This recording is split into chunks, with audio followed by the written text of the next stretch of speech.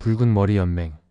지난해 가을 어느 날 나는 친구 셜록 홈즈를 찾아갔다가 그가 불그스름한 얼굴에 불타는 듯한 붉은 머리를 가진 몸집이 크고 나이 지긋한 신사와 깊은 대화를 나누고 있는 모습을 보게 되었다.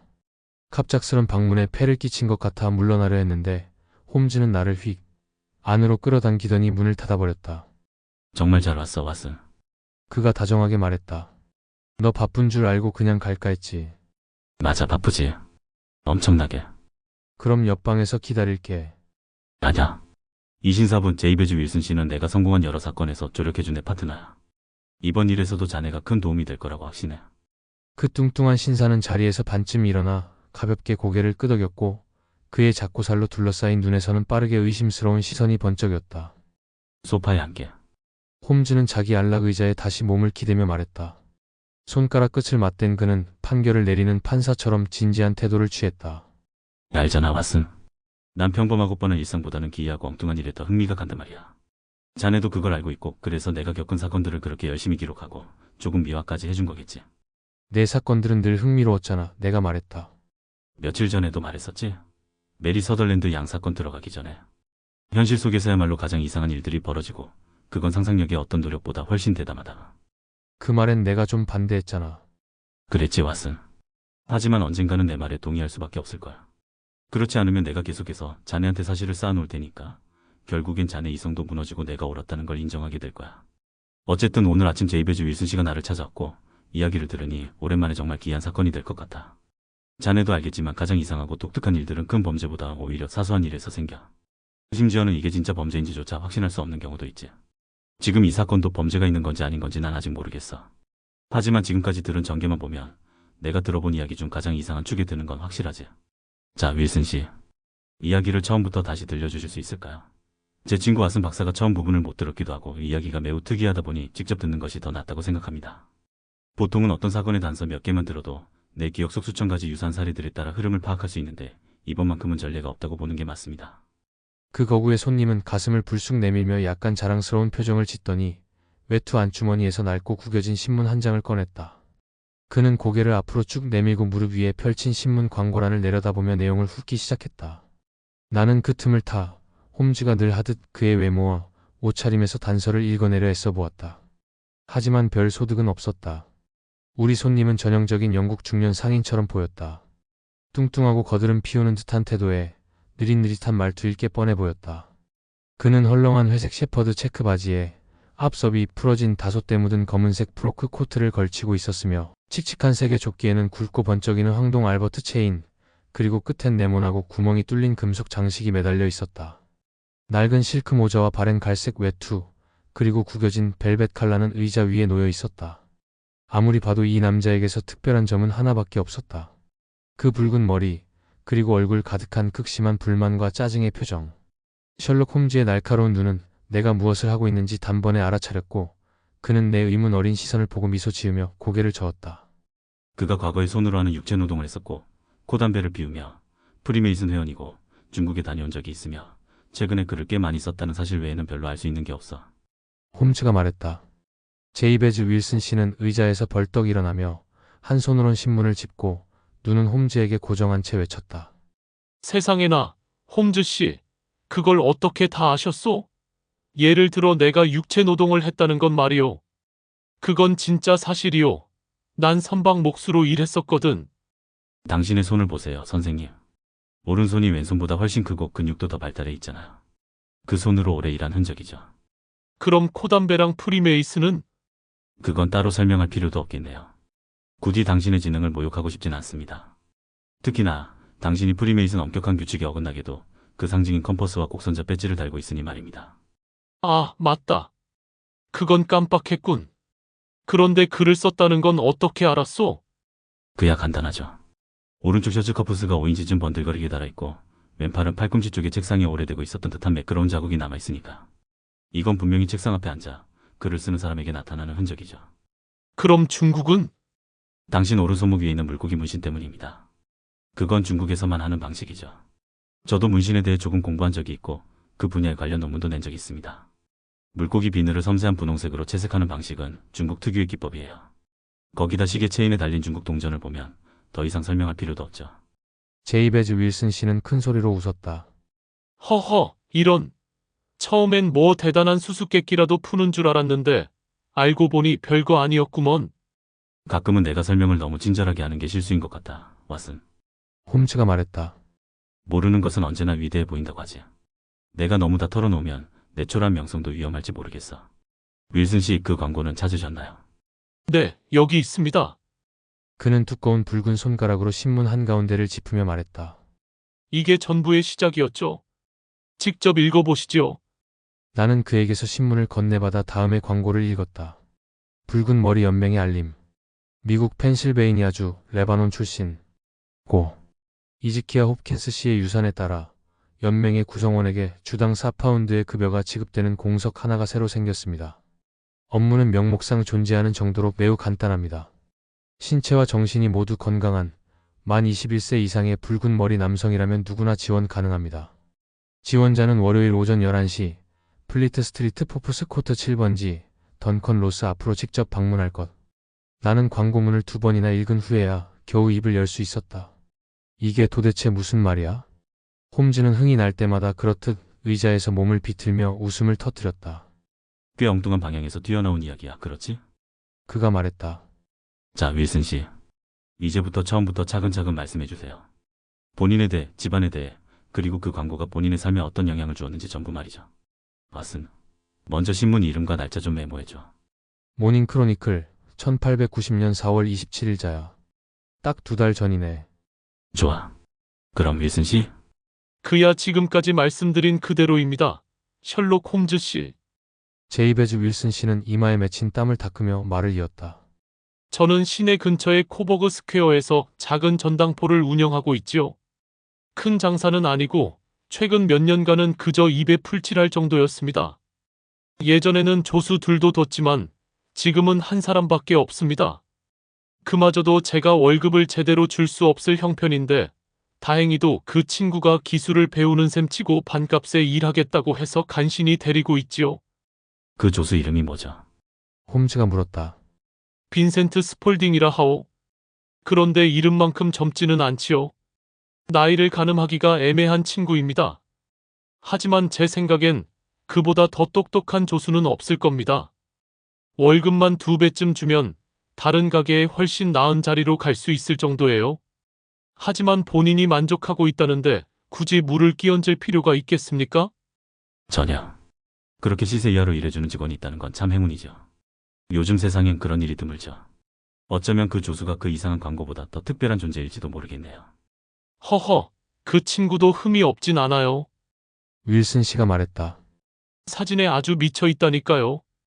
머리를 쓰거나 책을 읽을 시간에도 계속 사진을 찍어댄다니까. 그러고선 토끼처럼 지하실로 뛰어내려가 사진을 현상해요.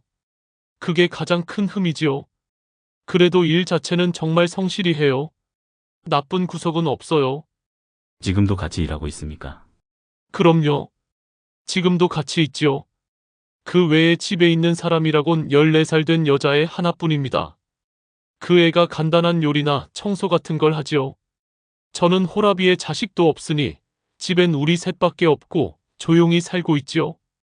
그럭저럭 지붕은 있고 빛도 없고 그걸로 만족합니다. 그 광고가 처음 나타났을 때가 어떻게 된 일이었죠? 홈즈가 물었다. 바로 지금으로부터 정확히 8주 전 오늘이었소. 그날 아침 스폴딩이 손에 신문을 들고 사무실로 뛰어내려오더니 이렇게 말하더군요. 아이고 선생님, 전 정말 붉은 머리였으면 좋겠어요. 그건 또 왜? 하고 내가 물었지요. 이거 보세요. 하며 그가 말하더군요. 붉은 머리 연맹에서 자리가 또 났어요.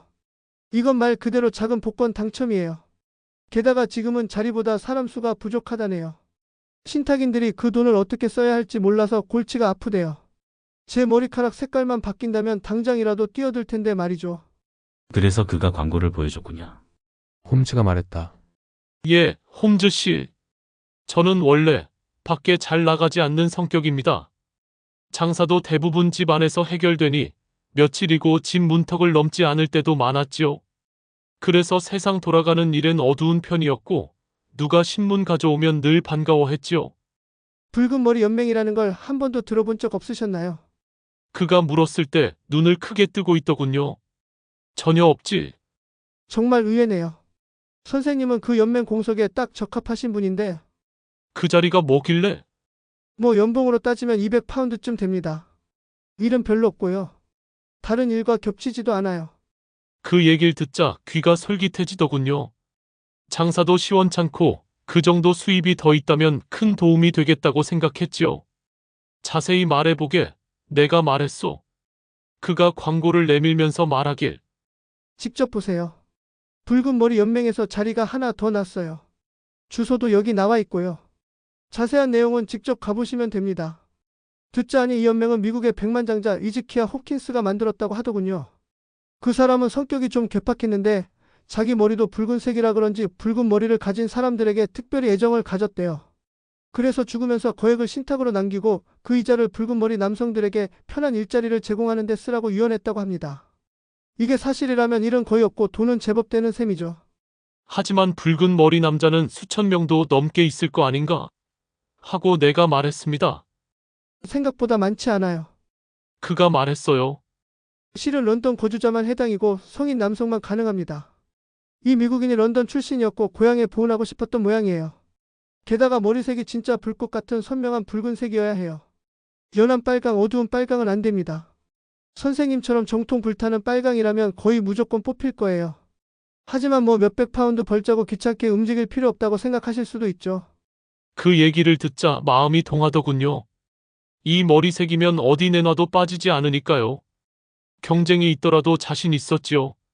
스폴딩이 연맹에 대해 그렇게 잘 알고 있길래 이참에 함께 가보자고 했습니다. 그날 가게 문을 닫고 그와 함께 주소대로 가봤지요. 내 평생 다시는 그런 광경은 못 볼 겁니다, 홈즈 씨.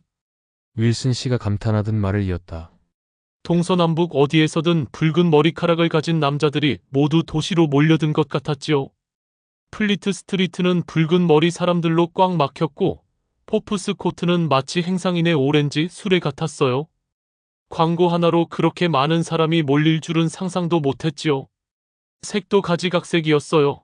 밀집색, 레몬색, 오렌지색, 벽돌색, 아이리시 세터색, 간장색, 점토색.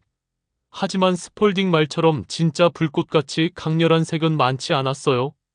줄 선 사람들 보니까 처음엔 포기하고 싶을 정도였지요. 그런데 스폴딩이 절대 물러서질 않더군요. 어떻게 한 건지는 모르겠지만 그 친구가 밀고 당기고 부딪히고 하면서 저를 인파 사이로 끌고 올라가 결국 사무실 문 앞까지 데려갔어요.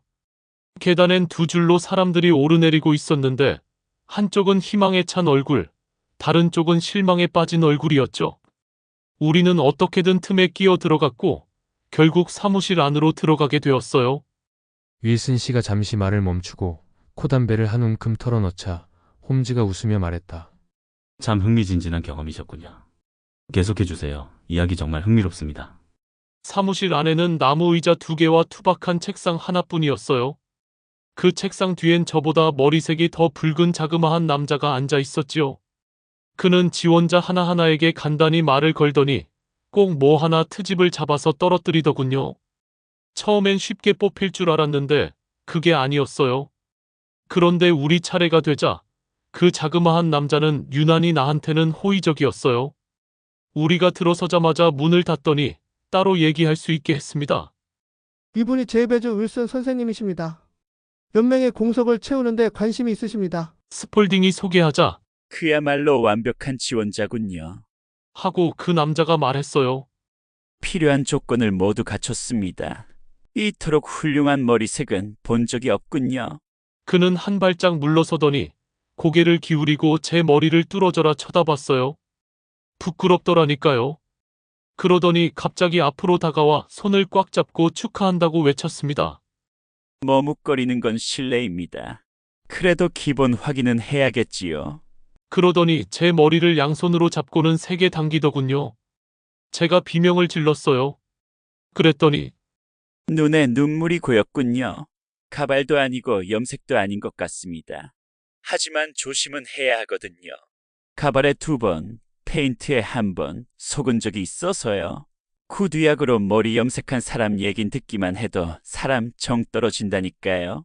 그는 창가로 가더니 창문을 열고는 목청껏 외쳤어요. 자리는 찼습니다.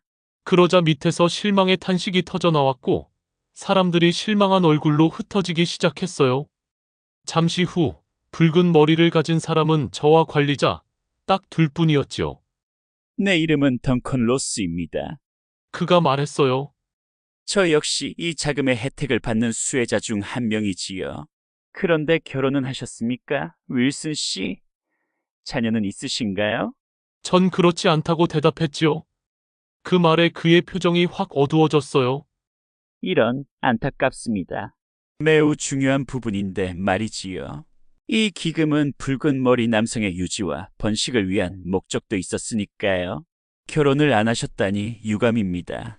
그 말에 제 얼굴이 쭉 늘어졌지요. 자리가 물 건너갔다고 생각했거든요. 그런데 몇 분 생각하더니 다시 말하더군요. 보통 사람 같았으면 안 되었겠지만 선생님의 머리색만큼은 예외를 둘만 하군요. 새 직무는 언제 시작할 수 있으시겠습니까? 사실 장사가 있어서 좀 곤란하긴 합니다. 내가 말했죠. 그건 걱정 마세요, 선생님. 스폴딩이 끼어들며 말했어요. 제가 충분히 맡아드릴 수 있습니다. 근무 시간은 어떻게 됩니까? 내가 물었죠. 오전 10시부터 오후 2시까지입니다. 홈즈 씨, 전당포 일은 보통 저녁 무렵, 특히 목요일이나 금요일, 급여일 직전에 가장 바쁘지요. 그래서 오전 근무는 제게 딱 맞았어요. 게다가 스폴딩이 워낙 믿을 만한 사람이라 걱정도 없었고요. 그 시간이면 딱 좋겠네요. 내가 말했죠. 급여는요? 주당 4파운드입니다. 업무 내용은 사실상 형식적인 일입니다. 형식적이라뇨? 그 시간 동안은 반드시 사무실, 아니 최소한 이 건물 안에 계셔야 합니다. 자리를 뜨는 순간 권리를 모두 상실합니다. 유언장에 명확하게 명시돼 있습니다. 그 시간에 자리를 비우면 조건 위반입니다. 하루에 4시간인데 나갈 생각도 없지요. 그 어떤 핑계도 소용없습니다. 던컨 로스 씨가 말했어요. 아파도 안 되고 급한 일이 있어도 안 됩니다. 무슨 일이 있어도 있어야 합니다. 아니면 자리 박탈입니다. 그럼 하는 일은 정확히 뭔가요? 프리테니커 백과사전을 베껴 적는 일입니다. 척권은 저기 서랍 안에 있습니다. 잉크, 펜, 블로팅 페이퍼는 직접 가져오셔야 하지만 책상과 의자는 제공해 드립니다. 내일부터 출근 가능하신가요? 물론이죠. 하고 제가 대답했지요. 그럼 윌슨 씨 축하드립니다. 정말 운 좋게도 중요한 자리를 맡게 되셨군요. 그는 고개를 숙여 나를 배웅했고 나는 조수 스폴딩과 함께 집으로 돌아왔습니다. 기쁨이 너무 커서 뭐라고 말을 해야 할지도 모르겠더군요. 하루 종일 그 일만 생각했지요. 그런데 저녁 무렵엔 또 슬쩍 불안해졌습니다. 아무래도 이건 장난이거나 사기극이 아닐까 싶었거든요. 백과사전을 필사하는 정도의 일로 그런 유언장을 만들고 매주 4파운드를 준다니 믿기 어렵잖아요. 무슨 목적일지도 전혀 짐작이 안 됐고요. 스폴딩이 나를 달래보려 했지만 결국 밤이 되자 나는 그 모든 일이 허상이라고 스스로를 설득하게 됐지요. 하지만 다음 날 아침 그래도 한번 가보자는 생각이 들어서 잉크 한 병을 사들고 기펜과 A4보다 큰 풀스캡 종이 7장을 챙겨서 포프스 코트로 갔습니다. 그런데 놀랍게도, 아니, 기쁘게도 모든 게 제대로 준비돼 있더군요. 책상은 깨끗이 정돈돼 있었고 던컨 로스 씨는 내가 제대로 일 시작하도록 감독해 주었지요. 그는 나에게 백과사전의 A 항목을 필사하라고 시키고는 잠시 후 자리를 떴어요. 하지만 가끔 돌아와서 잘하고 있는지 확인하곤 했지요. 2시가 되자 그는 내게 수고 많으셨습니다 하고 인사를 건넸고 내가 밖으로 나가자 사무실 문을 잠갔습니다. 그렇게 날마다 일이 이어졌습니다. 홈즈 씨. 토요일이 되자 그는 금화 낸잎을 책상 위에 딱 놓더군요. 일주일치 보수였습니다. 다음 주도 똑같았고 또 그 다음 주도 마찬가지였지요. 매일 아침 10시에 가서 오후 2시에 퇴근하는 일정이 딱 맞았습니다. 점점 로스 씨는 하루에 한 번만 나타나더니 나중엔 아예 나오지 않더군요. 하지만 혹시라도 언제 들이닥칠지 몰라서 저는 절대 자리를 비우지 않았습니다. 그 자리는 워낙 괜찮은 조건이었고 저한테 딱 맞는 일이었거든요. 그렇게 8주가 흘렀습니다. 그동안 수도원, 궁술, 갑옷, 건축, 아티카까지 필사했지요. 열심히 하면 조만간 B 항목으로 넘어가겠다고 기대하고 있었는데 그러던 어느 날 갑자기 모든 게 끝나버렸습니다. 끝났다고요. 홈즈가 되물었다. 예, 오늘 아침 바로 그랬습니다.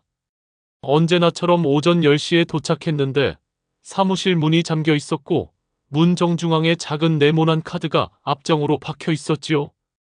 이겁니다. 직접 보시지요.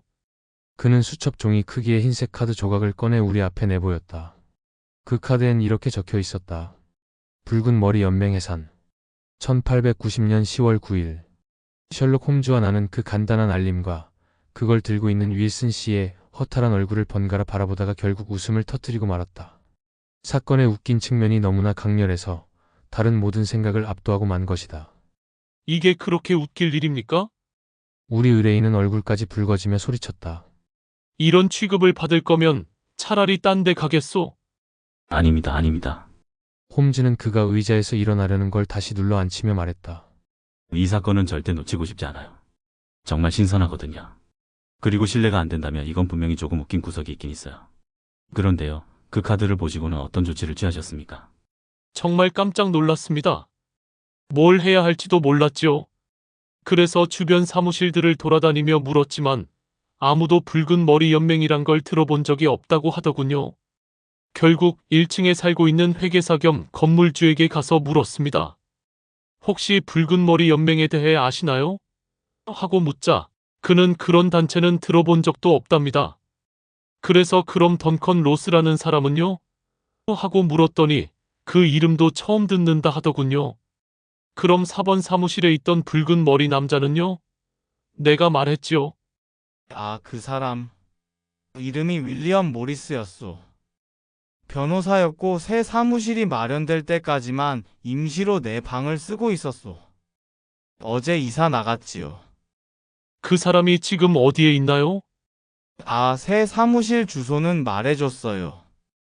기억납니다. 세인트 폴 성당 근처 킹 에드워드 스트리트 17번지요. 그래서 찾아갔습니다. 홈즈 씨. 그런데 그 주소에 가보니 웬 무릎 인공관절 제조 공장이 있지 뭡니까? 그 안에 있는 사람들은 윌리엄 모리스 씨도 던컨 로스 씨도 전혀 들어본 적이 없답니다. 그리고 그 다음엔 뭘 하셨죠? 홈즈가 물었다. 바로 코버그 스퀘어로 돌아왔지요. 조수한테 조언을 구했는데 딱히 도와줄 수 있는 게 없다고 하더군요. 그저 기다리면 우편으로 소식이 올 것 이라는데 그 말로는 성에 차지 않더군요. 이렇게 좋은 자리를 그냥 놓칠 순 없다고 생각했지요. 그래서 제가 듣기로는 홈즈 씨께서 어려운 사람들에게 조언을 해주신다 해서 이렇게 찾아온 겁니다. 잘하셨습니다. 홈즈가 말했다. 이건 굉장히 흥미로운 사건이고 기꺼이 조사해 보겠습니다. 들으신 이야기만으로도 처음 보이는 것보다 훨씬 중대한 뭔가가 얽혀 있을 가능성이 있어요. 중대하다고요? 그럼요. 주당 4파운드나 손해봤잖아요.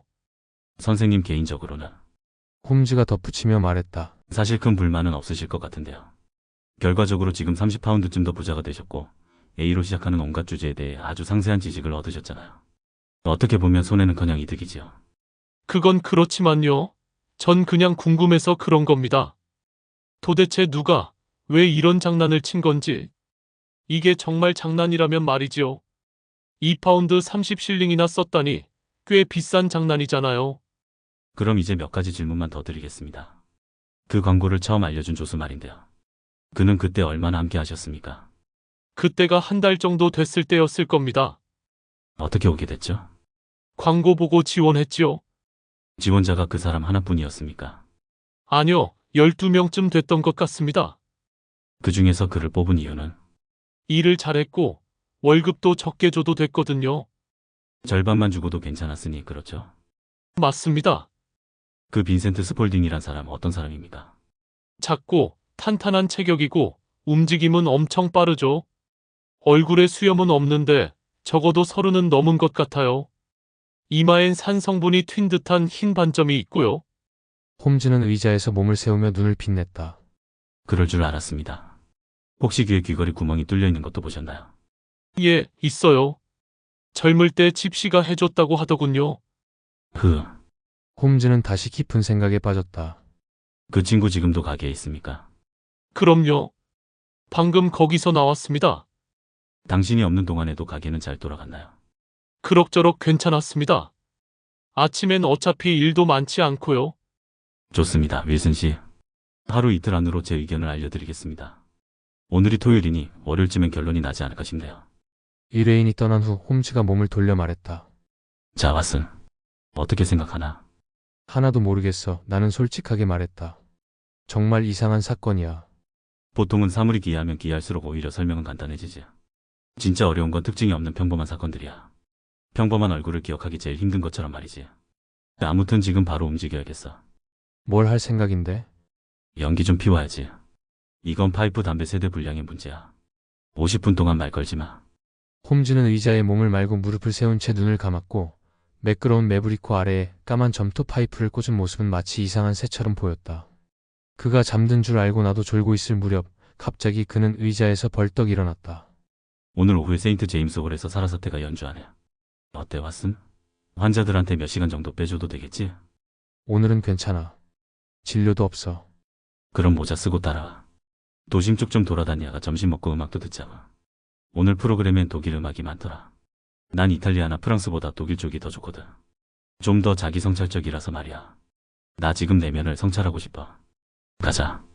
우리는 지하철을 타고 올더스게이트역까지 갔고 거기서 잠시 걸으니 바로 사건의 발단이 되었던 장소 삭스코버그 스퀘어에 도착했다. 그곳은 좁고 후줄근한 곳이었고 네 줄의 낡은 2층 벽돌 주택들이 작고 울타리 쳐진 공간을 둘러싸고 있었다. 잡초 많은 잔디밭과 시든 월계수 덤불 몇 그루가 매연 가득한 공기를 견디며 힘겹게 버티는 풍경이었다. 세 개의 금색 구슬과 제이베즈 윌슨이라 쓰인 갈색 간판이 모퉁이 집에 붙어 있었고 그곳이 바로 우리 붉은 머리 의뢰인의 전당포였다. 홈즈는 건물 앞에서 고개를 갸우뚱하며 구석구석을 살폈고 눈은 반쯤 감긴 채로 빛나고 있었다. 그는 골목을 따라 천천히 올라갔다가 다시 내려오며 주위를 관찰하더니 전당포 앞 인도에서 지팡이로 3번 바닥을 두드리고는 문을 두드렸다. 문은 즉시 열렸다. 깔끔하게 면도한 얼굴에 눈빛이 똘똘한 청년이 문을 열고는 정중히 말했다. 무슨 일이십니까? 실례합니다. 스트랜드 가려면 어디로 가야 하나요? 3번째 오른쪽, 4번째 왼쪽입니다. 그는 재빨리 대답하고 문을 닫았다. 우리가 걸어나가자 홈즈가 말했다.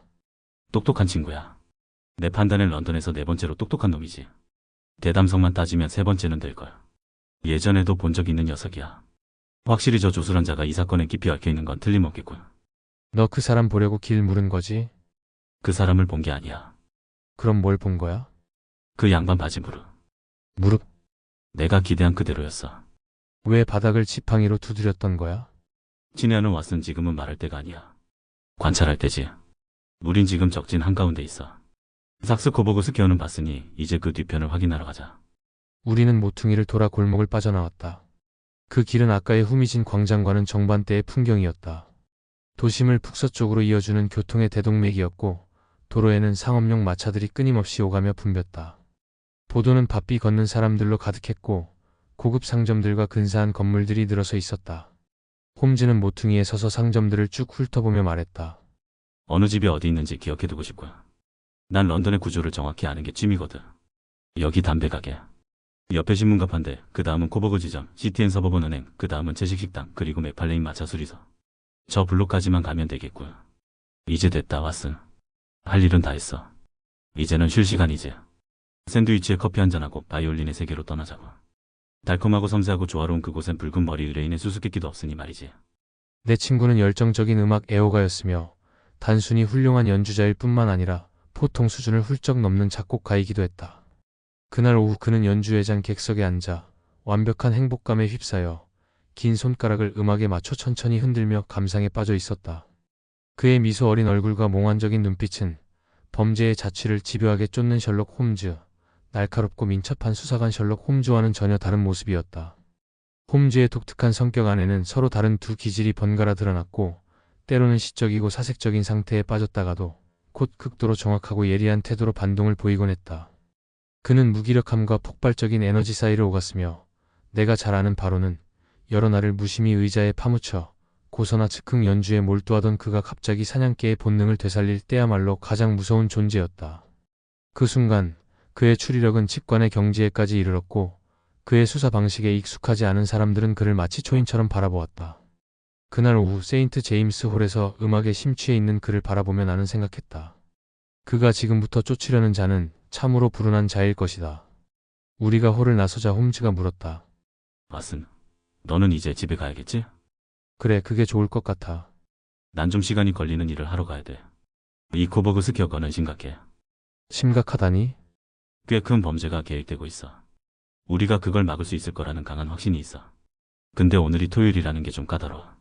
오늘 밤 너희 도움이 필요할 거야. 몇 시쯤? 10시면 충분해. 그럼 10시에 베이커 가로 갈게. 좋아. 아, 그리고 왓슨, 약간 위험할 수도 있으니까 군용 리볼버도 챙겨와. 그는 손을 흔들고는 몸을 돌려 인파 속으로 순식간에 사라졌다. 나는 다른 사람들보다 둔하지는 않다고 생각하지만 셜록 홈즈와 함께 있을 때면 언제나 내 머리가 굼뜨게 느껴졌다. 나도 그와 똑같은 이야기를 들었고 같은 현장을 보았건만 그는 일어난 일은 물론 앞으로 벌어질 일까지 꿰뚫고 있었고 나는 여전히 혼란스럽고 우스꽝스러운 이야기로만 느껴졌다. 나는 켄싱턴 집으로 가는 마차 안에서 지금까지 있었던 일, 백과사전을 베껴 쓴 붉은 머리 사내 이야기부터 코버그 스퀘어까지의 방문, 그리고 그가 작별하며 남긴 의미심장한 말까지 모두 곱씹어 보았다. 도대체 이 밤중에 무슨 일이 벌어지기에 내가 무장까지 해야 하지? 우리는 어디로 가는 거고 뭘 하게 될까? 홈즈는 분명히 말했다. 저 깔끔하게 면도한 조수가 상당히 위험한 인물일 수 있다고. 나는 온갖 추리를 해보려 했지만 결국 포기하고 밤이 답을 가져다 주기를 기다리기로 했다. 밤 9시 15분쯤 나는 집을 나섰고 공원을 가로질러 옥스퍼드 스트리트를 지나 베이커가에 도착했다. 집 앞에는 이름마차 2대가 서 있었고 계단 위에서는 사람들 목소리가 들려왔다. 방에 들어서자 홈즈는 2명의 남성과 열띤 대화를 나누고 있었다. 그중 하나는 내가 아는 경찰 수사관 피터 존스였고 다른 하나는 키가 크고 마른 얼굴에 우울한 인상을 지닌 사내였으며 윤이 번쩍이는 실크 모자와 점잖은 외투를 입고 있었다. 좋아, 이제 인원이 다 모였군. 홈즈가 두툼한 사냥용 외투 단추를 잠그며 무거운 사냥용 지팡이를 챙겼다. 왓슨, 자네도 런던 경찰청 수사관 존스 씨 알지? 이분은 오늘 밤 함께할 메리웨더 씨야. 또다시 짝 사냥이군요, 닥터. 존스가 거드름을 피우며 말했다. 이 친구는 추적 시작은 기가 막히게 해요. 다만 뒤쫓는 건 나 같은 늙은 사냥개가 도와줘야죠. 오늘 밤 끝에 우리가 헛고생만 하지 않길 바랍니다. 메리웨더 씨가 어두운 표정으로 말했다. 홈즈 씨는 신뢰하셔도 됩니다. 존스가 고개를 뻣뻣이 들고 말했다. 이 사람은 자기만의 이론적인 방식이 있긴 하지만 탐정 기질 하나는 타고났어요. 솔직히 숄토살인 사건이나 아그라 보물건만 봐도 공권력이 오히려 이 사람보다 한 수 아래였죠. 존스 씨가 그렇게 말씀하신다면야 믿겠습니다만 오늘은 카드 놀이를 못하게 됐네요. 무려 27년 동안 한 주도 안 빠지고 토요일 밤마다 러버를 쳐왔거든요. 오늘 밤엔 메리웨더 씨. 그보다 훨씬 큰 판돈이 걸려 있으니 기대하셔도 됩니다. 홈즈가 미소 지으며 말했다. 당신께는 3만 파운드가 걸린 밤이고 존스 씨에겐 현행범 체포의 기회가 될 테니까요. 존 클레이, 이 살인범, 도둑, 위조범, 사기꾼, 존스가 이를 악물듯 말했다. 젊은 놈이지만 업계에선 제일입니다. 런던 범죄자 중 그놈한테 수갑 채우는 걸 가장 바라고 있죠. 조상은 왕족이고 본인은 이튼과 옥스퍼드까지 나왔어요. 두뇌는 교활하고 손은 재빠르며 흔적은 많은데 본인은 늘 사라져 있죠.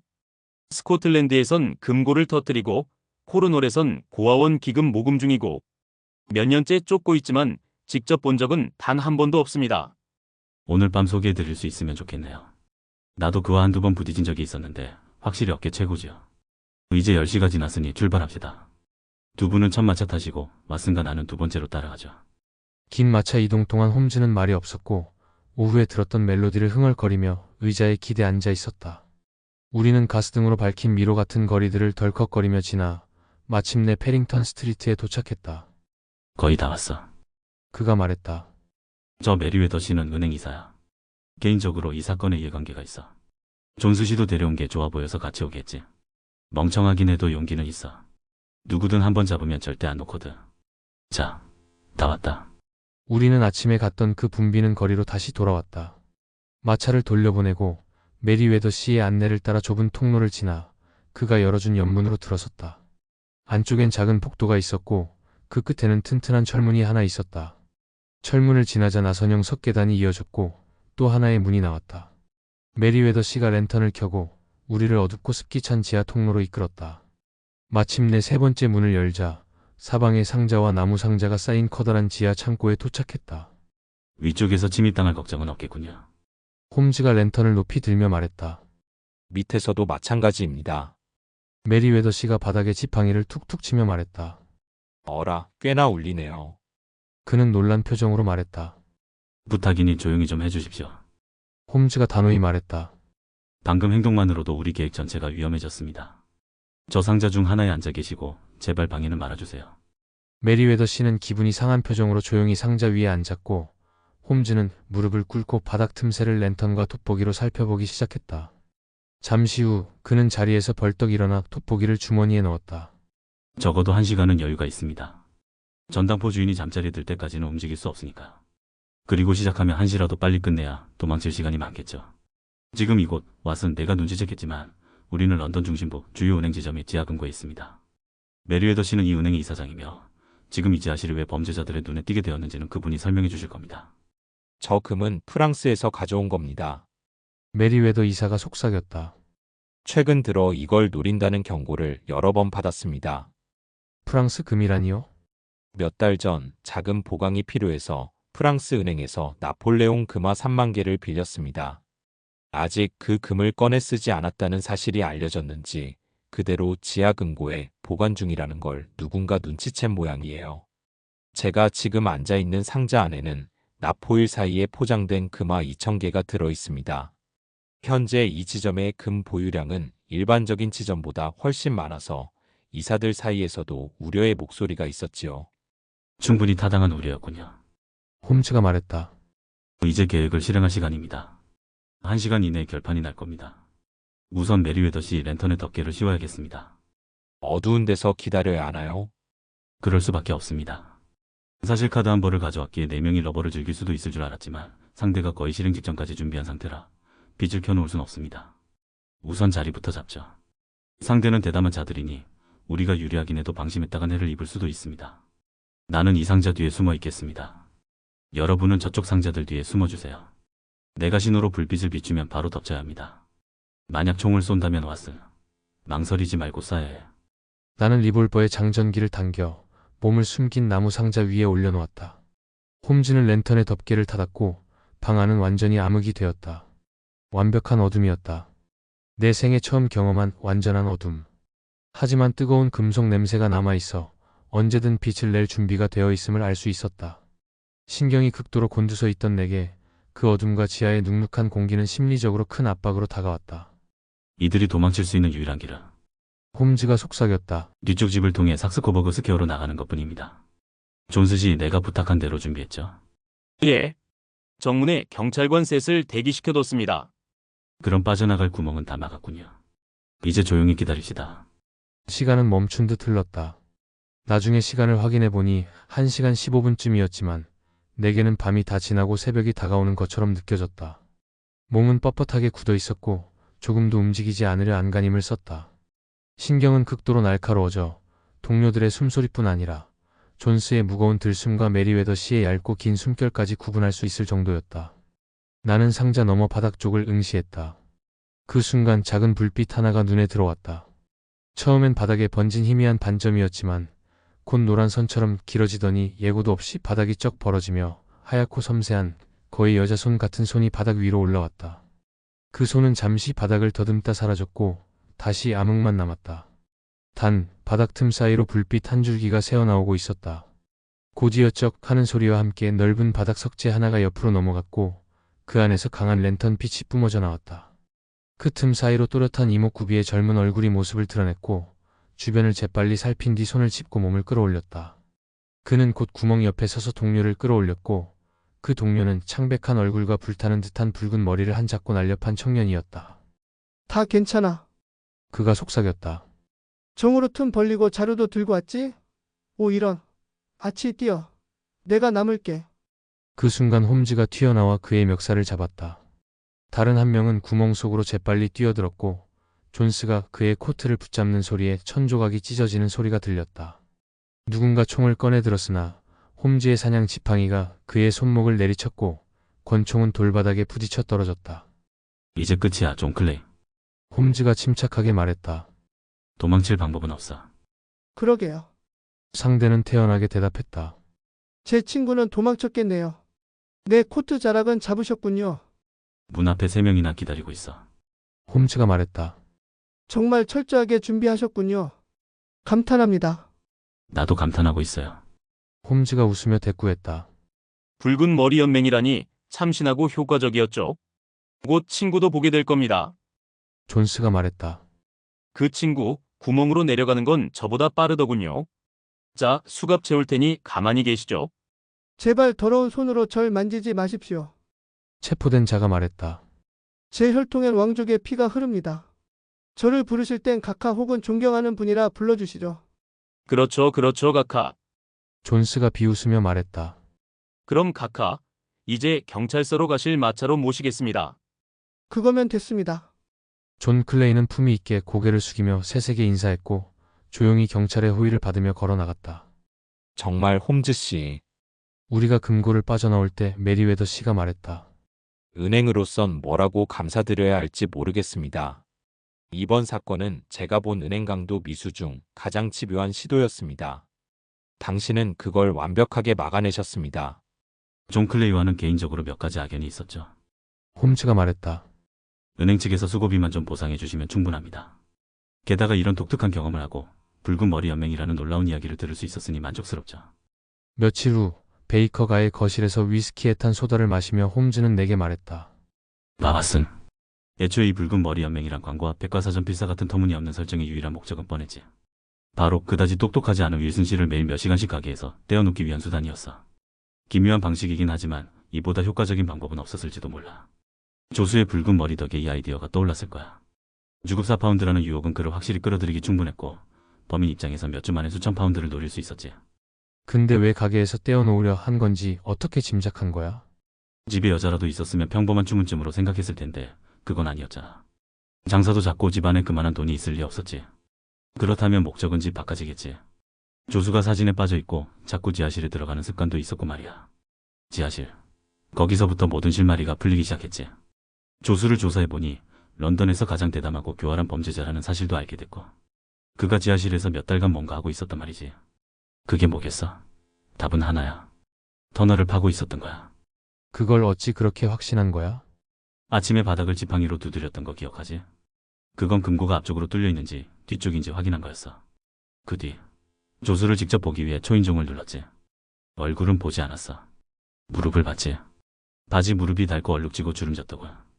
그건 오랜 시간 무릎 꿇고 땅을 판 증거였어. 그들이 뚫고자 했던 게 뭔지만 남았지. 모퉁이를 돌아보니 그 가게 바로 뒤편에 시티앤서버번 은행이 붙어있더군. 그 순간 문제는 모두 풀렸지. 근데 오늘 밤 범행이 있을 거란 건 어떻게 안 거야? 연맹 사무실을 갑자기 닫은 거 그게 단서였지. 윌슨 씨를 더 이상 떼어놓을 필요가 없어졌다는 건 터널이 완성됐다는 뜻이야. 그렇다면 최대한 빨리 실행해야 했을 테지. 발각되거나 금괴가 옮겨지기 전에 말이야. 게다가 오늘이 토요일이었고 범인들은 도주에 이틀이나 벌 수 있는 날이었지. 모든 조건이 딱 맞았어. 그래서 오늘 밤이라고 확신한 거야. 정말 멋지게 추리했어. 나는 진심 어린 감탄을 터뜨렸다. 정말 긴 사슬 같은 사건이었는데 고리 하나하나가 다 정확하게 맞아떨어졌잖아. 덕분에 지루함에서 벗어날 수 있었지. 그는 하품을 하며 말했다. 벌써 다시 지루함이 밀려오는 걸 느껴. 내 인생은 그저 일상의 평범함에서 도망치려는 긴 도피일 뿐이야. 이런 작은 사건들이 그걸 가능하게 해주는 거고. 넌 인류에게 공헌하는 사람이야. 내가 말했다. 그는 어깨를 으쓱이며 말했다. 뭐 어쩌면 약간은 쓸모가 있을지도 모르지. 귀스타브 플로베르가 조르주 상대에게 쓴 말이 있잖아. 인간은 아무것도 아니고 작품이 전부다. 재미있으셨다면 구독과 좋아요 부탁드려요.